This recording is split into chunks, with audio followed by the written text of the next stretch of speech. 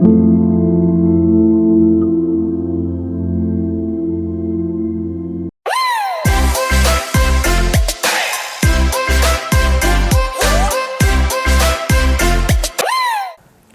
മിശിഹായ്ക്ക് സ്തുതിയായിരിക്കട്ടെ.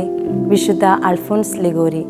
റിഡംപ്റ്ററിസ് സഭയുടെ സ്ഥാപകനായ അൽഫോൻസ് ലിഗോരി 1696 സെപ്റ്റംബർ 27 ഇറ്റലിയിലെ നേപ്പിൾസിനടുത്തുള്ള മരിയനിച്ചയിൽ ജനിച്ചു.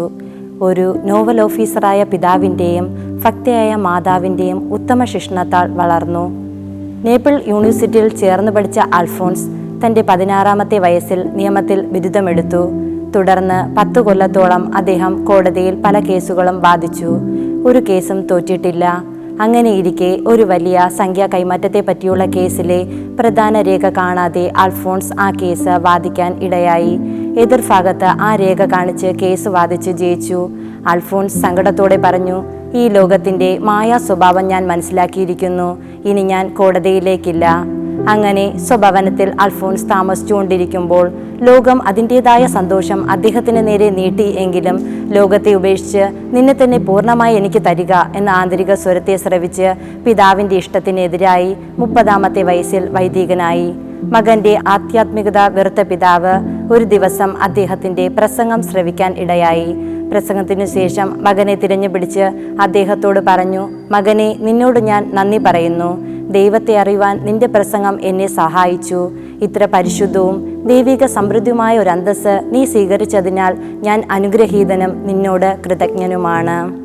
1731 അൽഫോൻസ് രക്ഷകന്റെ സഭ സ്ഥാപിച്ചു.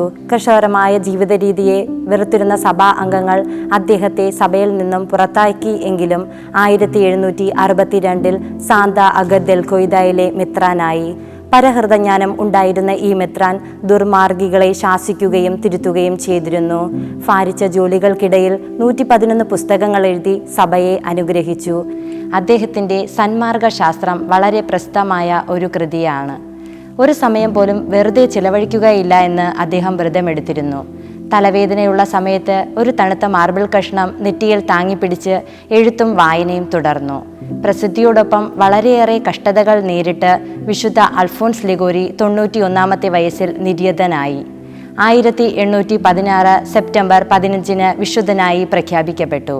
1871 മാർച്ച് 23 വേദപാരാഗതനായും പ്രഖ്യാപിക്കപ്പെട്ടു. വിശുദ്ധ അൽഫോൻസ് ലിഗോരിയെ പോലെ നമുക്കും വിശുദ്ധിയിൽ ജീവിക്കാം. ദൈവം നമ്മെ അനുഗ്രഹിക്കട്ടെ. ആമേൻ.